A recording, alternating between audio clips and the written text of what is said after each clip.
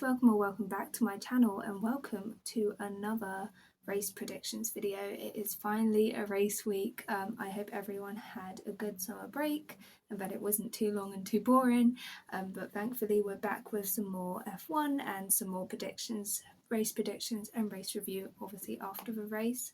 It's the Dutch Grand Prix this week, the last Dutch Grand Prix, seeing as it's been taken off the calendar. And I believe it's being put on a rotating basis, which is a shame because it's such a great track, especially for Max Verstappen fans, obviously.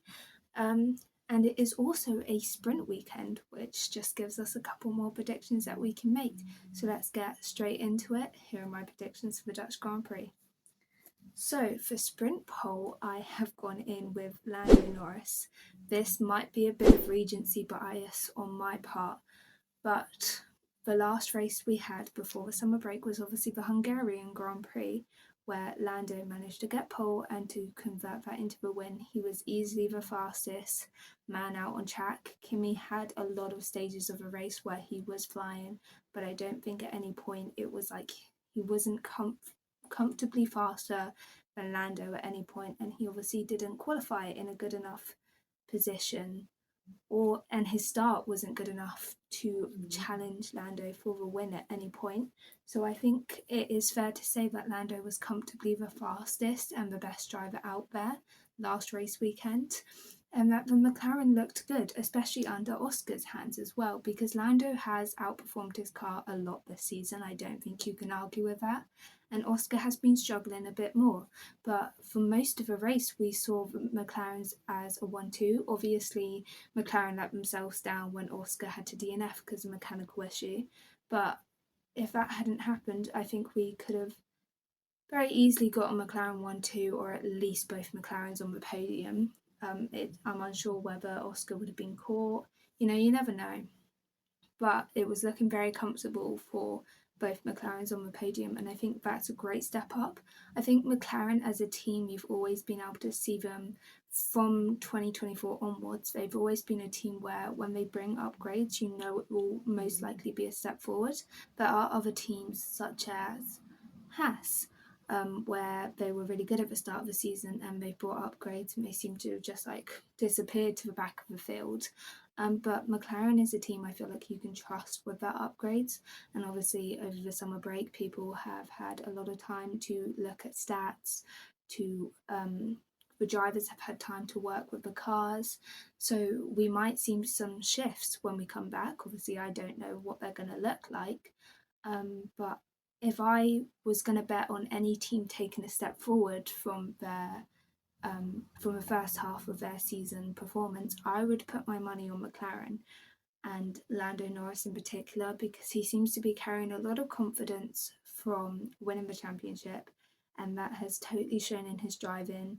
He doesn't seem as uncomfortable with this era of cars as Oscar does. I don't think Oscar is meshing with this era of regulations at all, alongside Max Verstappen, I would say. So I think if McLaren, in my mind, if they do get the upgrades right, which I think they will, then we could see them very strong this weekend. So I have said that Lando will get sprint pole, and because the sprint doesn't involve anything like the strategy of pit stops and it's such a quick race, as long as you get your starts right, which McLaren seem to be able to do quite comfortably, I do think that McLaren are able to get a good start. If Lando gets pole and there's no pit stops or anything, I do see Lando winning it. However, I have said for pole for main race, I have put Kimi and Antonelli, just because I don't think Mercedes are going to take a massive step forward. If anything, massive step backwards. If anything, I think they are definitely going to keep moving forward. They have shown that they know how to bring upgrades, they know how to stay the fastest, and hopefully they're going to get their head around a lot of the mechanical issues they've been having. And then I think Kimi has just been driving amazingly. Going into the summer break, leading the championship has got to have helped his confidence. Not that it was ever a worrying thing at the start of the season. I just think it's his to lose right now, the championship, and obviously that could start to get under his skin, but we've also seen no really rookie mistakes from Kimi yet, except a couple of the first laps he has been going off the track a bit, I think his starts are the one thing that needs to be looked upon, but other than that, he's managed to keep his cool. The only times we've seen him lose his cool is when he's fighting against George. So if George is able to take a step forward again after the summer break, then maybe we will see Kimi lose his cool a bit more, which will help other people come into the championship fight. But for now, I think Kimi's so rapid over one lap. He's always been good at quali, and he seems really in tune with his car. He has the confidence of leading the championship, so I think he will get pole for the main race, and I think he will be able to convert that into a P1, just because, like I said, I don't see Mercedes taking a step back. I think Kimi's just doing really well at the moment, and I think Mercedes are fast enough. Kimi will win. It's kind of like a given at this point, unless, of course, George can step forwards or Mercedes aren't the fastest team on the track.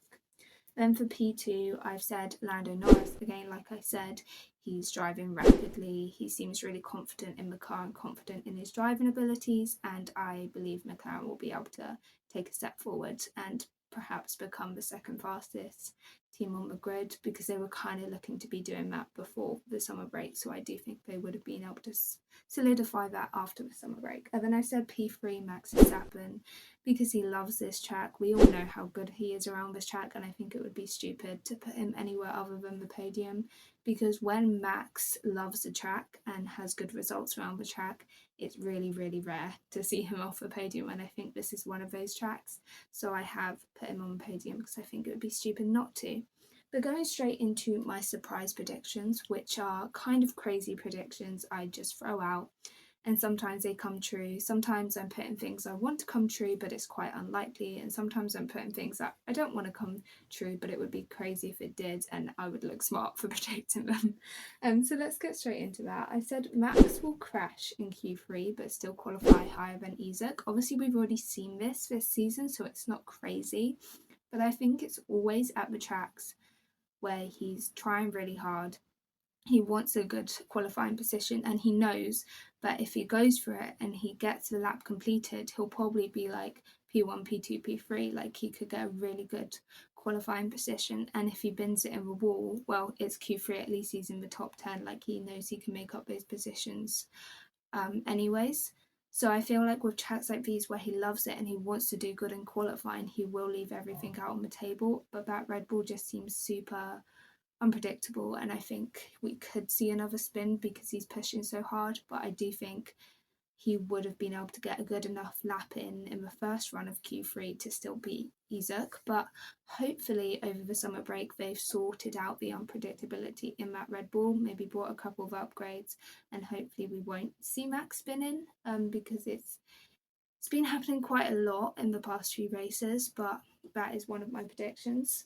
And then I said Mercedes won't be the fastest car overall. Like, I've kind of hinted that I do think McLaren are going to be good in bringing upgrade packages. You never know where, like, Ferrari and Red Bull are going to be either. They could be really good at bringing upgrade packages.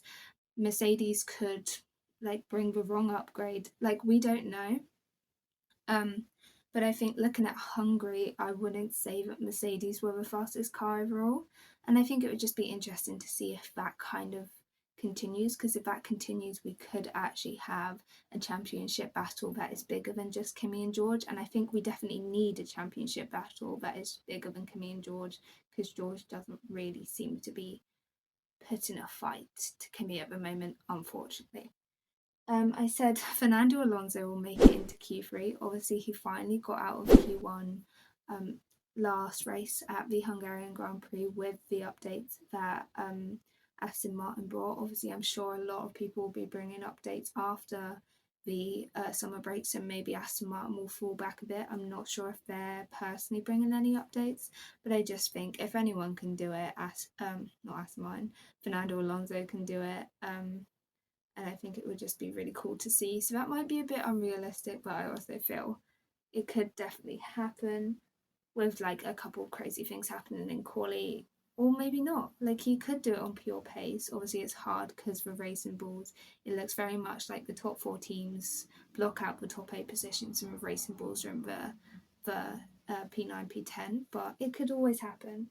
And then talking about the racing bulls, my last prediction is that there'll be contact between Arvid and Liam, just because, as everyone has been pointing out recently, they've been quite aggressive when they're on track together. They seem fine as teammates off track, but obviously you never know what's going on. The media team works so hard to make sure that no drivers look like they're fighting with each other, especially when they're teammates. I feel like that's a relationship you really want to look healthy to fans. So they look fine off track, but obviously we never know. But on track, I think it is kind of racing bulls are considering who to keep on for next season. Like they could end up keeping both Arvid and Liam, but I think they are also considering bringing people up from F2. So it I think it is very much like they're both fighting for their seat at the moment. So I think it's less to do about how they feel about each other and more just how they feel about their future, their career. But I think if it continues, there's been like a lot of instances where they've gotten a bit too close to comfort, and I think just one wrong move, one snap of oversteer, they could both be in the wall. So I don't want to predict that because obviously I don't want to see that. But I do think it's kind of imminent, you know, how you kind of felt last season that the McLaren's crashing were kind of imminent.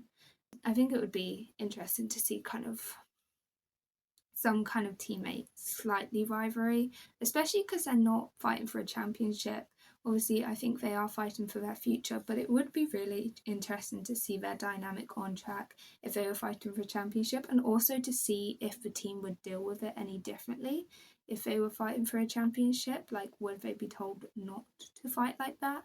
But it always seems that Arvid seems to qualify better than Liam, but Liam always seems to be above Arvid after lap one. So I think the starts are something Arvid definitely needs to work on. But Liam has been driving very, very well this season, but so is Arvid for a rookie. So yeah, it's interesting to see their fights on track, but it could definitely go wrong at some point. But those are my predictions for the Dutch Grand Prix. Comment your own down in the comments, just one crazy prediction, and maybe your podium or your sprint pole or whatever you want to do. Just comment down in the comments. As always, subscribe to be collected for my race review and for all the other race weekends. I'll see you around.